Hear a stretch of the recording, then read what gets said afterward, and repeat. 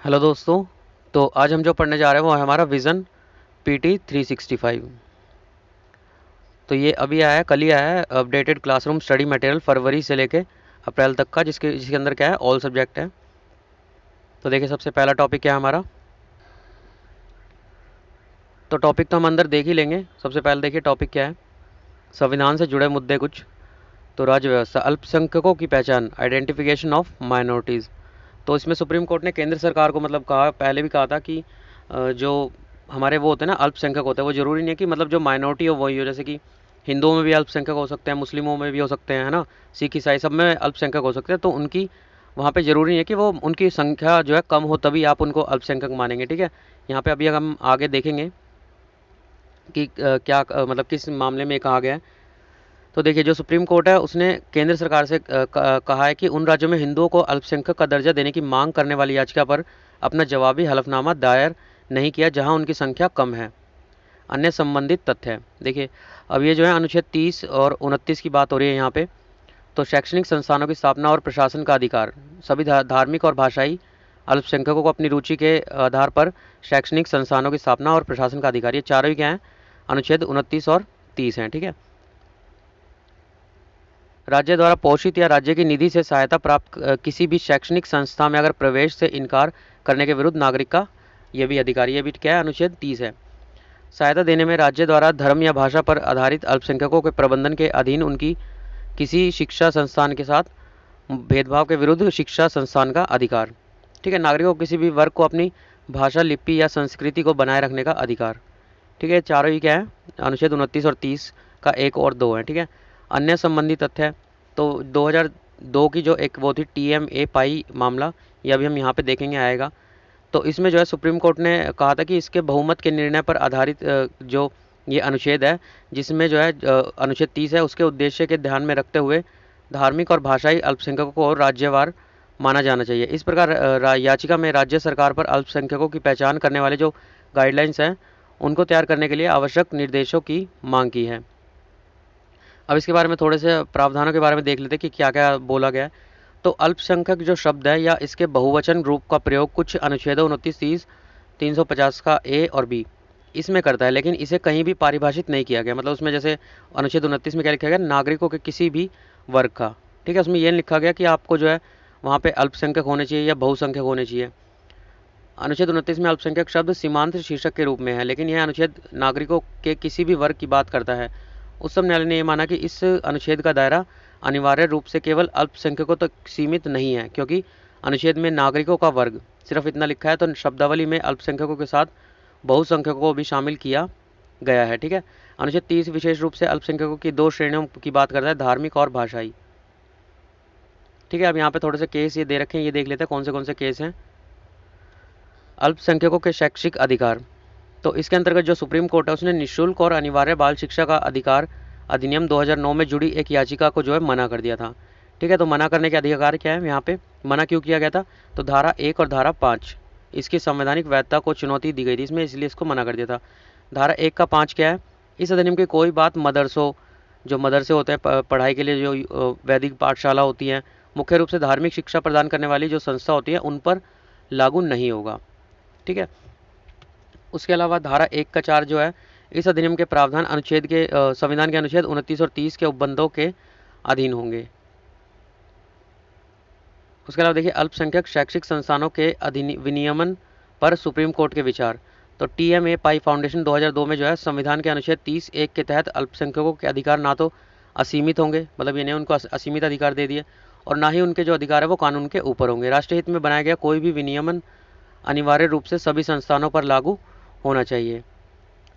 SK मो रफ़ीक मामला 2020, इसमें जो है यदि उद्देश्य अल्पसंख्यक संस्थान में उत्कृष्टता सुनिश्चित करना है तो विनियमन की अनुमति दी जा सकती है उसको। ठीक है, 2014 में प्रमति मामले में निर्णय दिया गया था कि RTE अधिनियम के संपूर्ण प्रावधान अल्पसंख्यकों स्कूल पर लागू नहीं होंगे। जो RTE जो ये वाला प्रावधान है ऊपर हमने देखा था, ये निःशुल्क और अनिवार्य अनिवार्य बाल शिक्षा अधिकार जो है, तो इसके जो संपूर्ण प्रावधान है वो अल्पसंख्यक स्कूल पर लागू नहीं होंगे। ठीक है, तो ये इन्फोग्राफिक्स में अभी हमने देखा यहाँ पे। कि दोनों अनुच्छेद जो थे 29 और 30। उसके अलावा देखिए जो शेष दो अनुच्छेद है 350 का ए, जो कि क्या है, प्राथमिक स्तर पर मातृभाषा में शिक्षा की सुविधा, जो प्राइमरी स्कूल होता है उनमें। 350 का भी क्या है, भाषाई अल्पसंख्यकों के लिए विशेष अधिकार। तो ये केवल भाषाई अल्पसंख्यकों से संबंधित है दोनों अनुच्छेद, ठीक है। अल्पसंख्यकों की स्थिति और अधिकारों को प्रभावित करने वाले अन्य संवैधानिक सुधारों की अगर बात करें, सबसे पहले अनुच्छेद 25। तो इसके अंतर्गत क्या है, अंतःकरण की स्वतंत्रता, धर्म के स्वतंत्र व्यवहार, आचरण और प्रचार प्रसार की स्वतंत्रता। अनुच्छेद 26 क्या है, तो इसका मैनेजमेंट, धार्मिक मामलों का मैनेजमेंट, प्रबंधन करने की स्वतंत्रता। अनुच्छेद 27 क्या है, किसी विशेष धर्म के प्रचार के लिए करों के भुगतान से इनकार करने की स्वतंत्रता, ठीक है। मान लीजिए धर्म का कोई प्रचार करा तो उसके लिए टैक्स पे करने की जरूरत नहीं है। अनुच्छेद 29, कुछ शैक्षणिक संस्थानों में धार्मिक शिक्षा या धार्मिक उपासना में उपस्थिति के बारे में स्वतंत्रता, ठीक है। मतलब उपस्थिति मतलब जैसे हिंदू मुस्लिम के में चल जाए, मुस्लिम जो है हिंदू के में आगे चला जाए तो वो भी अनुच्छेद 28 में आ जाएगा। 347, राज्य की जनसंख्या के एक वर्ग द्वारा बोली जाने वाली भाषा से संबंधित विशेष प्रावधान। 350 क्या, शिकायतों के निवारण के लिए अभ्यावेदनों में प्रयोग की जाने वाली जो भाषा होती है, ठीक है। आगे की राह इसमें क्या हो सकती है, तो ये कुछ निर्णय जो सुप्रीम कोर्ट द्वारा दिए गए थे। केरल शिक्षा विधेयक 1958, तो इसके अंतर्गत जो सुप्रीम कोर्ट है उसके सामने सबसे पहले अल्पसंख्यक समुदाय का दर्जा जो है सुनिश्चित करने का प्रश्न आया था। सबसे पहले कब आया था, 1958 में। तो इसके अंतर्गत जो अल्पसंख्यक थे उसका अर्थ केवल उस समुदाय से था जो संख्यात्मक रूप से 50% से कम हो। लेकिन वहाँ पे ये तो बताया नहीं कि किसके 50% से, भारत की जनसंख्या के या उनके अल्पसंख्यक की जनसंख्या से, ठीक है। तो इसकी वजह से जो है यह संख्यात्मक हीनता पूरे देश तक सीमित है और या पूरे राज्य या उसके एक हिस्से में सीमित रह गई, ठीक है। ये स्पष्ट नहीं था, 50% को प्रश्न को लेकर यह स्पष्ट नहीं रखा गया। 1971 का DAV कॉलेज मामला, तो इसमें जो है धार्मिक या भाषाई अल्पसंख्यकों को केवल उस विशेष कानून के संबंध में निर्धारित किया जाना है जिसे लागू करने की मांग की गई है। मतलब जो जितना भी, मान लीजिए हम अगर धार्मिक और भाषाई आधार पर अल्पसंख्यकों को केवल उस मतलब एक ही, अगर हम एक एरिया में उनको चुनौती दे रहे हैं किसी भी कानून को, तो हम सिर्फ उसी में जो है मॉडिफिकेशन लाएंगे। जैसे कि यहाँ पे देखिए एग्जांपल दे रखा है, जो जैसे कि राष्ट्रीय अल्पसंख्यक आयोग अधिनियम 1992 है। जैसे केंद्रीय कानून को अगर चुनौती दी जाती है तो अल्पसंख्यक जो है उसको पूरे भारत की जनसंख्या के संदर्भ में समझा जाना चाहिए, ठीक है, ना कि वो किसी राज्य के उसमें रह जाएगा, दायरे में रह जाएगा, ठीक है। बाल पाटिल मामला 2005, तो इसमें क्या है, यह धार्मिक अल्पसंख्यकों और भाषाई अल्पसंख्यकों के साथ अलग व्यवहार करता है, जबकि भाषाई अल्पसंख्यकों की पहचान भारत के एक विशेष राज्य के भीतर उनकी जनसंख्या के आधार पर की जानी चाहिए, ठीक है। भाषा मतलब एक राज्य के अंदर एक छोटे एरिया की अलग भाषा होती है, थोड़ी दूर जाएंगे तो अलग भाषा हो जाती है। तो राज्य स्तर पर उनकी जनसंख्या के आधार पर धार्मिक अल्पसंख्यक की स्थिति को आशंकित करना भारत की अखंडता और पंथ निरपेक्षता व्यवस्था के खिलाफ होगा। उसके बाद अगला आर्टिकल क्या है, वन नेशन वन लैंग्वेज। तो ये सुर्खियों में क्यों है, क्योंकि केंद्रीय गृह मंत्री ने जो है अंतर्राज्यीय संचार में अंग्रेजी भाषा की बजाय हिंदी को लोक भाषा के रूप में उपयोग करने का आग्रह किया, ठीक है। हिंदी भाषा से संबंधित महत्वपूर्ण तथ्य की अगर बात करें तो हिंदी जो है हिंद यूरोपीय भाषा कुल की हिंद आर्यन शाखा से संबंधित है, ठीक है। यह संस्कृत भाषा की एक वंशज है जो एक प्राचीन भारतीय भाषा है। संपूर्ण भारत में 14 सितंबर को हिंदी दिवस के रूप में मनाया जाता है। कब, 14 सितंबर को, ठीक है। उसके अलावा स्वतंत्रता संग्राम के दौरान भारतीय नेताओं ने राष्ट्रीय पहचान के प्रतीक के रूप में हिंदी को अपनाया था।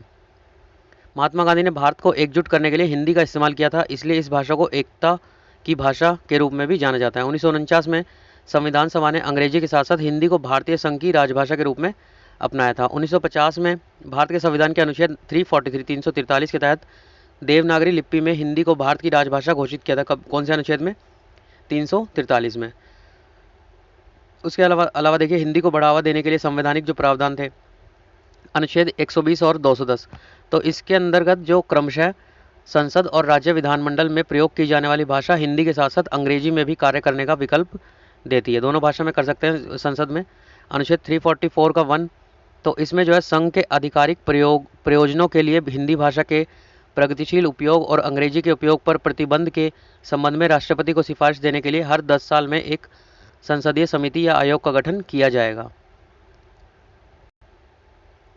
ठीक है। उसके अलावा अनुच्छेद 351, हिंदी भाषा का प्रसार करने के लिए उसे विकसित करना ताकि यह भारत की मिश्रित संस्कृति के सभी तत्वों के लिए अभिव्यक्ति के माध्यम के रूप में कार्य कर सके, ठीक है।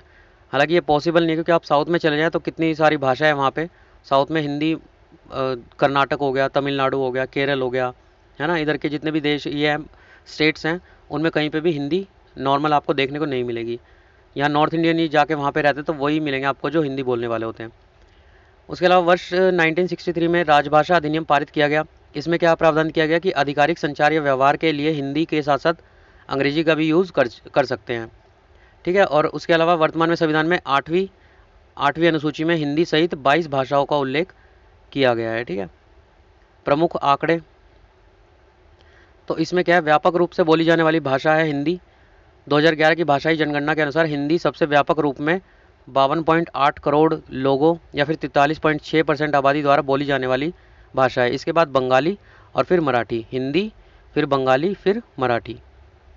ठीक है। शिक्षा का माध्यम अगर देखें तो united district information system of education plus USID plus के अनुसार देश में लगभग 42% बच्चे हिंदी माध्यम के स्कूलों में पढ़ते हैं। ठीक है। इसके बाद अंग्रेजी 26%, बंगाली 6% का स्थान आता है। ठीक है। उसके बाद देखिए अगला टॉपिक क्या है, फ़ोन टैपिंग। तो ये सुर्खियों में क्यों है, तो हाल ही में जो वर्ष 2019 में राजनीतिक नेताओं के फ़ोन टैप करने के लिए एक कांग्रेस के जो कुछ वो थे, उनका फ़ोन टैप हुआ था। एक आईपीएस अधिकारी की जांच की जा रही थी। ठीक है। फ़ोन टैपिंग के बारे में सबसे पहले इसकी परिभाषा क्या है, तो फ़ोन टैपिंग से तात्पर्य है किसी तीसरे पक्ष द्वारा गुप्त माध्यम से इंटरनेट आधारित संचार और फ़ोन की निगरानी करने से है। ठीक है। फ़ोन टैपिंग शब्द का अर्थ है वायर टेपिंग या फिर लाइन बगिंग अथवा इंटरसेप्शन ऑफ फ़ोन का अवरोधन भी करना है। ठीक है। एक तरह से फ़ोन को रिकॉर्ड करना, टेपिंग करना कि वो कहाँ पे बात कर रहा है, क्या बात कर रहा है, किससे बात कर रहा है। ठीक है। इसकी शुरुआत जो है पहली बार संयुक्त राज्य अमेरिका ने 1990 के दशक में टेलीफोन रिकॉर्डर के आविष्कार के बाद की गई थी। विधिक प्रावधान, मतलब जो लॉफुल कोई कानून, तो फ़ोन टैपिंग को भारतीय तार अधिनियम 1885 द्वारा विनियमित किया जाता है। तो ये भारतीय तार अधिनियम है क्या, तो इसमें जो फ़ोन टैपिंग की शक्ति है वो भारत तार अधिनियम 1885 की धारा 5(2) के तहत केंद्र और राज्य सरकारों दोनों को फ़ोन टैप करने का अधिकार देता है। ठीक है। कौन सी धारा, 5(2)।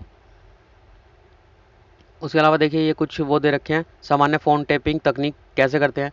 तो सबसे पहले टैपिंग की प्रक्रिया क्या है, तो देखिए इसको कैसे किया जाता है। एक मध्यस्थता सर्वर, मतलब एक मान लीजिए एक आदमी दूसरे आदमी पे कॉल कर रहा है, तो ये क्या करता है, बीच में आके इंटरसेप्ट या फिर उस कॉल को अवरोधित करते हैं और उसे पुनः एक उसको अवरोधित करके, ये मान लीजिए ए है, ये कॉल कर रहा है, तो यहाँ पे इसको ये जो है अवरोध रोक के और सरकारी एजेंसी में ले जाते हैं उसको, कॉल को। ठीक है। वहाँ पे इसको ये टेप भी कर सकते हैं, सुन भी सकते हैं, और उसके बाद वहाँ के बाद फिर मान लीजिए बी पॉइंट पे जानी है तो उसके बाद बी पॉइंट पे भेजते हैं। ठीक है। जो भी होता है, मतलब इनको सब कुछ पता चलता रहता है। PRI क्या होता है, प्राइमरी रेट इंटरफेस लाइन के माध्यम से सरकारी एजेंसी के कार्यालय में भेजा जाता है। ठीक है। इंटरसेप्ट जो है कॉल की एक ध्वनि फाइल भी रिकॉर्ड की जाती है और मध्यस्थता सर्वर में संग्रहित की जाती है। लीज्ड लाइन, ये क्या होती है, सेवा प्रदाता एक समर्पित तेज गति वाले फाइबर ऑप्टिक्स केबल कनेक्शन के माध्यम से एक एजेंसी का अपनी केंद्रीय नेटवर्क तक प्रत्यक्ष पहुंच प्रदान करता है। ठीक है। टाइम लैग, अभी टाइम लैग क्या होता है, तो कॉल से संबंधित डेटा का स्थानांतरण वास्तविक समय में नहीं होता, मतलब एक्चुअल जो बात आप कर रहे हैं ए से बी पे, वो यहाँ पे नहीं होता। 64 kbps की धीमी गति के परिणाम स्वरूप 2 से 3 मिनट का समांतर हो जाता है बीच में इनके। ठीक है। इसके अंदर क्या होता है, कॉल से संबंधित डेटा 2 mbps की गति से ना केवल वास्तविक समय से प्रसारित होता है, बल्कि किसी भी कॉल के समाप्त होने की संभावना न्यूनतम हो जाती है। उसके बाद लाभ क्या होता है, ये सस्ती होती है। ठीक है। और ये लीज्ड लाइन क्या होती है, महंगी होती है, क्योंकि तीव्र गति वाले फाइबर ऑप्टिक्स केबल कनेक्शन को बिछाने की लागत अधिक होती है। उसके बाद इसकी उपयोगिता क्या है, राज्य एजेंसी ISDN पर अधिक निर्भर होती है क्योंकि यह सस्ती होती है। तो ये ISDN क्या होता है, integrated service digital network is a circuit switch telephone network system that transmit both data and voice over A digital line, मतलब एक डिजिटल लाइन पे जो है किसी भी डाटा को इकट्ठा कर लेता है, उसकी वॉइस को इकट्ठा करके जो है ट्रांसमिट कर सकता है। उसके बाद देखिए जो भारतीय तार अधिनियम 1885 था, इसका हमने ये देख लिया था। उसके अलावा सेकंड पॉइंट क्या है, राज्यों में पुलिस को फ़ोन टैपिंग करने का अधिकार प्राप्त होता है इसी से। केंद्र में 10 एजेंसियां फ़ोन टैप करने के लिए अधिकृत है, कौन सी CBI, NCB, केंद्रीय बोर्ड, प्रत्यक्ष कर बोर्ड, राजस्व खुफिया निदेशालय, राष्ट्रीय अन्वेषण अभिकरण अनुसंधान और विश्लेषण स्कंद और जो रॉ है। उसके अलावा सिग्नल इंटेलिजेंस निदेशालय और दिल्ली पुलिस आयुक्त, ये सब क्या है, ये फ़ोन टैपिंग कर सकती है किसी की भी। ठीक है। अगर इसके संवैधानिक प्रावधान की बात करें फ़ोन टैपिंग की, तो जो 7वीं अनुसूची है उसकी संघ सूची की प्रविष्टि 31 है, जो उसके अंतर्गत अन्य संचार उपकरणों के साथ टेलीफोन का उल्लेख मिलता है। निजता का अधिकार, तो टेलीफोन पर वार्तालाप किसी व्यक्ति के निजी जीवन का एक महत्वपूर्ण पहलू है। इस प्रकार टेलीफोन टैपिंग भारतीय संविधान के अनुच्छेद 21 है जो उसका उल्लंघन होगा, जब तक कि इसे विधि द्वारा स्थापित प्रक्रिया के तहत अनुमति नहीं दी गई हो। मतलब जब किसी ने कह दिया हो, मतलब इन सब एजेंसियों में से कि इनका टेप करना फ़ोन, तभी उसके बाद कर सकते हैं, नहीं तो ये क्या होगा, निजता के अधिकार का उल्लंघन होगा। वाक की स्वतंत्रता, यदि कोई व्यक्ति टेलीफोन पर बात कर रहा है तो वह अपनी वाक एवं अभिव्यक्ति की स्वतंत्रता के अधिकार का प्रयोग कर रहा या रही है। इस प्रकार टेलीफोन टैपिंग की अनुच्छेद 19 के 1 और 1 का ए का उल्लंघन होगा, जब तक कि यह अनुच्छेद 19 के 2 के तहत निर्धारित अधिकारों के निर्बंधन के दायरे में नहीं आता हो। ठीक है। उसके बाद देखिए, किसी अन्य एजेंसी द्वारा फ़ोन टैप करना जो है अवैध माना जाएगा। ठीक है, जो कि 2019 में हुआ था।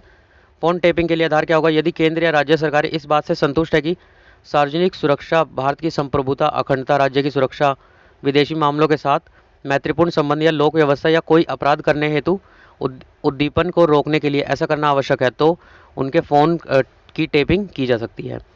प्रेस के लिए अपवाद, तो इसमें जो है प्रेस को छोड़ा गया। केंद्र सरकार या राज्य सरकार से मान्यता प्राप्त संवाददाताओं के ऐसे प्रेस संदेशों को जो भारत में प्रकाशित किए जाने के लिए अभिप्रेत है, तब तक अवरोधित अथवा निरुद्ध नहीं किया जाएगा जब तक कि उनके प्रसारण को कानून के तहत प्रतिबंधित नहीं किया गया हो। ठीक है, कोई अगर जो मतलब कॉन्फिडेंशियल फाइल है वो अगर प्रेस वाले लीक कर दे तो ऐसी चीज़ पे वो जो है सरकार रोक लगा सकती है। ठीक है। फ़ोन टैपिंग से जुड़े महत्वपूर्ण वाद केसेस, तो PUCL बनाम भारत संघ 1996 फैसला, टेलीफोन टैपिंग निजता के मौलिक अधिकार का हनन है। इस वाद में राज्य द्वारा मनमाने तरीके से निगरानी की शक्तियों के उपयोग पर कुछ लगाम लगाई गई। उसके अलावा KLD नागश्री बनाम भारत सरकार 2006 फैसला, धारा 5(1) और 2 के तहत सार्वजनिक आपातकाल या सार्वजनिक सुरक्षा के हित में इसे आवश्यक करार दिया गया है। ठीक है। फ़ोन टैपिंग के लिए आदेश जारी करने की शक्ति, तो जो भारतीय तार नियम 2007 है उसके नियम 419 के ए के अनुसार फ़ोन टैपिंग के आदेश केवल केंद्रीय गृह मंत्रालय के सचिव अथवा राज्यों में इसके समकक्ष जो होते हैं, ठीक है, जो केंद्रीय गृह मंत्रालय होता है, केंद्रीय गृह में होम मिनिस्ट्री होती है, वो या फिर राज्यों में इसके जो समकक्ष होंगे अधिकारी द्वारा ही जारी किए जा सकते हैं। इन आदेशों की सूचना सेवा प्रदाता को लिखित रूप में प्रदान करना होगा। ठीक है, लिखित डॉक्यूमेंट देना होगा, इसके बाद ही टैपिंग शुरू की जा सकती है। सक्षम प्राधिकारी को लिखित रूप में टैपिंग के कारणों को दर्ज कराना होगा। ठीक है, रिटर्न डॉक्यूमेंट में सब कुछ उसे देना होगा।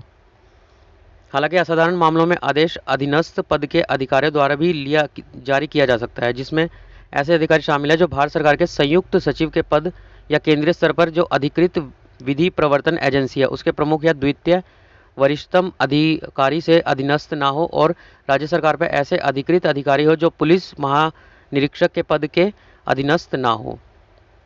ठीक है, इस तरह का आदेश एक निर्दिष्ट समय अवधि के भीतर सक्षम प्राधिकारी को सूचित किया जाना चाहिए। इसके अलावा देखिए, फ़ोन टैपिंग की शक्ति के दुरुपयोग के विरुद्ध प्रतिबंध, तो इस पर प्रतिबंध कब किया गया, तो अंतिम उपाय, जब कानून के पास मतलब कोई और चारा ही नहीं बचे कि हम इस इंसान के बारे में कोई सूचना नहीं निकाल पा रहे हैं, तो वो क्या करते हैं, अवरोधन का आदेश दिया जाना चाहिए। ठीक है। समय सीमा, इंटरसेप्शन या फिर अवरोधन के निर्देश यदि इससे पहले ही निरस्त नहीं किया जाता है तो 60 दिन से अनधिक अवधि के लिए लागू रहेंगे। ठीक है, इन्हें नवीनीकृत किया जा सकता है किंतु 180 दिन से अधिक नहीं होंगे। ठीक है, किसी की जो फ़ोन टैपिंग हो रही है वो 180 दिन से अधिक नहीं होगी। समीक्षा समिति, तो सक्षम प्राधिकारी द्वारा किसी भी आदेश की समीक्षा मंत्रिमंडल सचिव की अध्यक्षता वाली एक समिति द्वारा की जानी चाहिए, जिसमें विधि और दूरसंचार सचिव सदस्य होते हैं। राज्यों में इसकी अध्यक्षता मुख्य सचिव द्वारा की जाती है। ठीक है, जिसमें विधि और गृह सचिव सदस्य होते हैं। ठीक है, जो लॉ बनाते हैं, और जो गृह सचिव होम मिनिस्ट्री होती है वो इसके सदस्य होते हैं। समीक्षा समिति अवरोधित किए गए संदेश या संदेशों के किसी वर्ग की प्रतियों को नष्ट करने के निर्देश और आदेशों को रद्द कर सकती है। जो उसकी समीक्षा समिति होगी वही ऐसा कर पाएगी। ठीक है, अभिलेखों को नष्ट करना, ऐसे निर्देशों से संबंधित अभिलेख को यदि वे कार्यात्मक आवश्यकताओं के अनिवार्य नहीं है, उनकी ज़रूरत नहीं है या ऐसा होने की संभावना नहीं है, तो प्रत्येक 6 महीने में नष्ट कर दिया जाएगा। ठीक है, जो भी हमने डाटा इकट्ठा किया उसको नष्ट कर दिया जाएगा अगर उनका ज़रूरत नहीं है। सेवा प्रदाताओं को भी अवरोधन बंद करने के 2 महीने के भीतर इंसेप्शन के निर्देशों से संबंधित रिकॉर्ड को नष्ट करना आवश्यक है। प्रतिक्रियात्मक पारदर्शिता, तो ये जो है प्रक्रिया को पारदर्शी रखने के उद्देश्य से कई प्रावधान किए गए। सबसे पहले सेवा प्रदाता को लिखित निर्देश जो सेवा प्रदाता होते हैं उनके नामित अधिकारियों को जो है पुलिस अधीक्षक जो होती है या फिर अतिरिक्त पुलिस अधीक्षक जो होती है और समकक्ष रैंक के अधिकारी द्वारा लिखित रूप में इंसेप्शन के निर्देश से अवगत कराया जाना आवश्यक है। ठीक है।